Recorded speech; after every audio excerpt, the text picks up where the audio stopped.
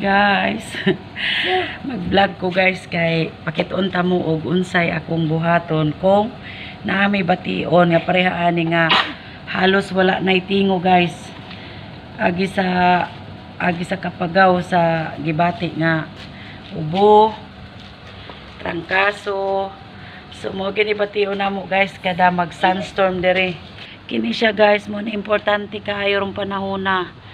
Kaning herbal mint man ni siya diri guys, ambot sa tuwa niya unsa ni siya, mo ba ni herbabuena unsa ni siya, wa ko kabalo na sa tuwa basta kay mint na siya nahapon na to.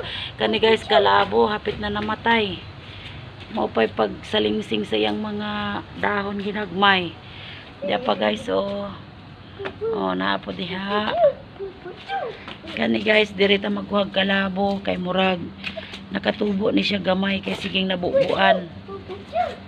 So naapot ta din dapit nga lami-lamig dahon.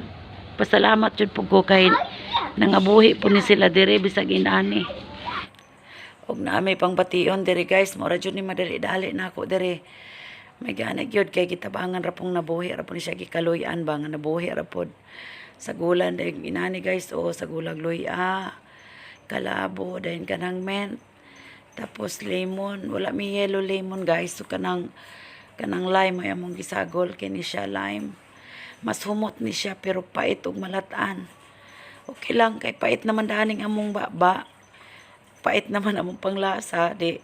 Okay ra nang mapaitan anang lime basta kay tambal na siya.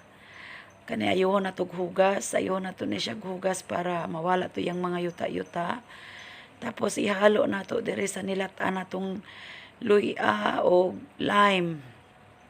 Kung na-yellow nga lemon, mas mayang lemon. Wala man may kalamansi diring dapita guys, lami untang kalamansi. Tapos ilunod na to ni siya guys, dili na to siya kay palaton pagka nainana kay nagbukal naman kay nang atong luya og lemon. Kaning atong mga dahon, dili na nato kay ni siya laton kay sa sunod inito nato ning ato ang nilatan, dili ra kay siya malata. So guys, mao ni ang atong tip karon para sa naigipangbati din ha. Inani lang guys, herbal, mas maayo pa ni siya kaysa mga tambal nga pinalit sa pharmacy. Herbal is the best medicine. Thanks for watching guys. Bye.